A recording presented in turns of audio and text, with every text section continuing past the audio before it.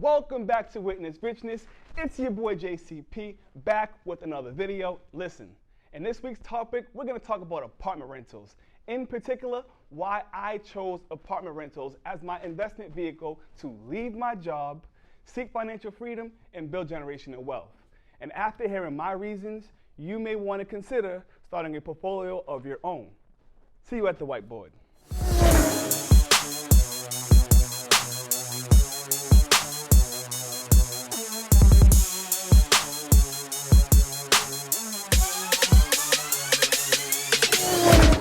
So I'm back at the whiteboard. Now, just to clarify things, when I refer to apartment rental income, I am a buy and hold investor, which means I buy properties and acquire the cash flow that those properties produce. Cash flow meaning all the income subtract all the expenses is the cash flow. I read the book by Robert Kiyosaki, Rich Dad, Poor Dad, and also his sequel to that book, which was Cash Flow Quadrant, when he breaks down the 4 quadrants of cash flow, right? You're either an employee, E, you're a business owner, B, you're self-employed, S, or you're an investor, I. So myself, I went from an employee to an investor. Why? Because one of the major strategies when it comes to acquiring wealth is your tax advantages, okay? So the investor quadrant gets the overall best tax advantages. That's why you want to find yourself either in the business owner or investment quadrants, because these 2 quadrants have the most tax advantages and the most tax benefits. So as I had my job and I was looking for ways to, become an investor, I looked into so many different topics: gold, stocks, bonds, small businesses, and nothing added up to the benefits that I seen when it came to apartment rental income. And before I made any move, I first had to figure out what my resources were. At that point in time, I had a corporate job paying $100,000 per year. High paying job. Keep in mind, I do not have any college degree. I actually finished only 1 semester of college. I worked my way up from a security guard to a project manager, where I eventually was making $100,000 per year.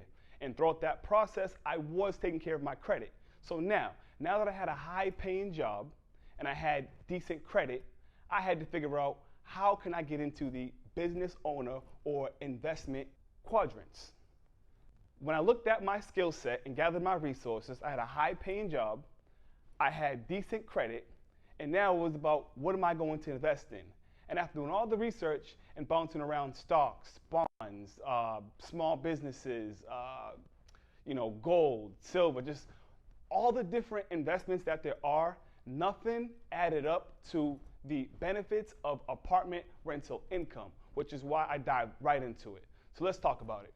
Okay? When you invest in apartment buildings, in particular the buy and hold method, what you're doing is you're creating or you're acquiring residual income.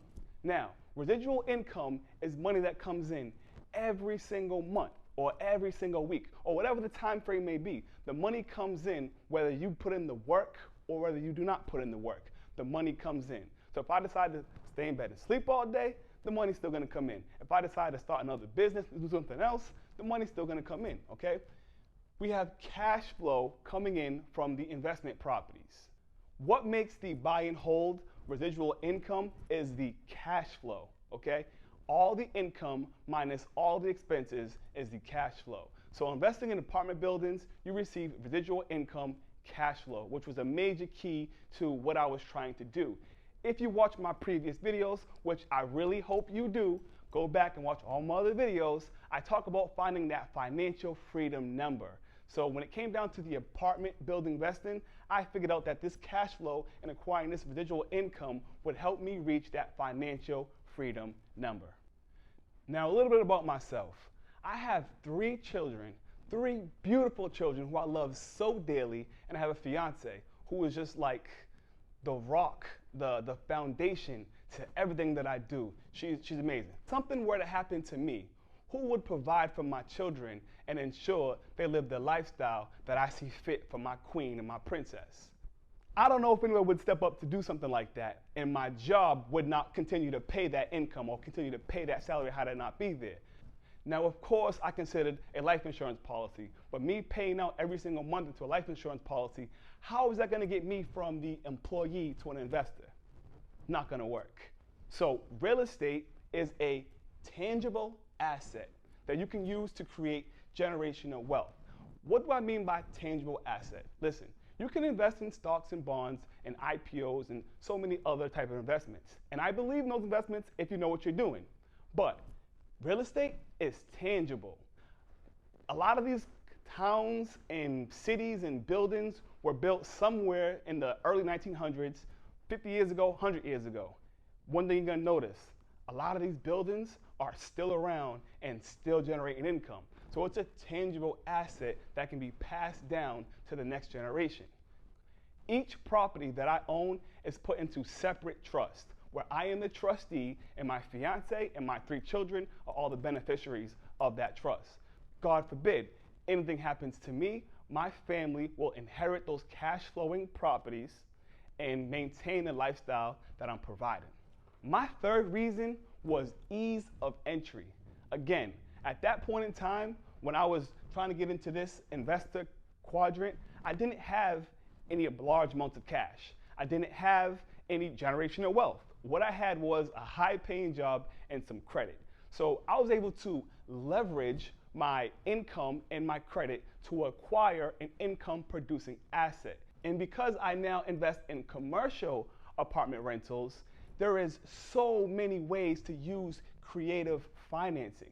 You can use other people's money. You can use lines of credit. You can use partners. When it comes to apartment rentals and commercial investing in particular, there are so many ways to be creative. So number 3, you have the ease of entry where you can utilize your leverage and get creative with your financing. My reason number 4 was building equity. Understand that when you buy a property and you're cash flowing, you have all the income minus all the expenses. Then you have what's left over is your cash flow. But all those expenses are being paid by your tenants. So every single month, you're paying down that mortgage, which is building equity every single month. Also, when you hold real estate, you have appreciation. Now, there's 2 kinds of appreciation. You have the appreciation where the market just goes up, towns are more developed, and the property is worth more, or the add value. And that's when you can go into a property and pretty much make the property better. You know, you take down the old carpets, you put in some new hardwood floors. You take down the old cabinets, kitchens, and you put in some new granite and some new stainless steel appliances. You added value. That property is now worth more money. So number 4, you can build equity, get appreciation for doing nothing sometimes, or you can have the options to add value. And one more thing while we're on this add value, understand that when you hold these assets, you can then pull money from them whenever you need to. You can take a line of credit off of them to get into another deal. You can just piggyback off that equity and get into the next one, and get into the next one, and get into the next one, which is, again, utilizing the leverage. So it just all comes together. Apartment buildings are a great strategy. It's a great vehicle to reach those financial freedom numbers and to reach those goals. And before I get into number 5, which is very simple because you see it on the board already, don't forget to like, share, comment, and subscribe right down here. Support your boy, all right? Number 5 is tax benefits. I would invite you to do the research on how many tax benefits there are and write-offs there are to apartment building rentals. It's mind-blowing how many tax benefits and write-offs you can use just from owning a real estate portfolio. And one of the best write-offs there are is depreciation, because the depreciation comes automatically. Understand that you automatically get a percentage written off every single year on that property. Even if the property is appreciated and you raise the rents and you added value and you're making more money off of it, you still get this write-off. That's like free money. That is like free money. These are my 5 reasons why I decided to go from an employee to an investor, and I used apartment rental income as my vehicle to get there. Now listen, after hearing all these reasons, I really hope that motivates you and inspires you to start building a rental portfolio of your own, because whether you're a business owner, whether you're self-employed, you're an investor or an employee, having some residual income can't hurt. And having it be a tangible asset that you can pass down to your children cannot hurt. And after all that, you get all these tax benefits and your free money depreciation, it's almost a no-brainer. Don't forget to like, share, comment, and subscribe. And as always, I invite you, let's grow together. I'll see you in next week's video.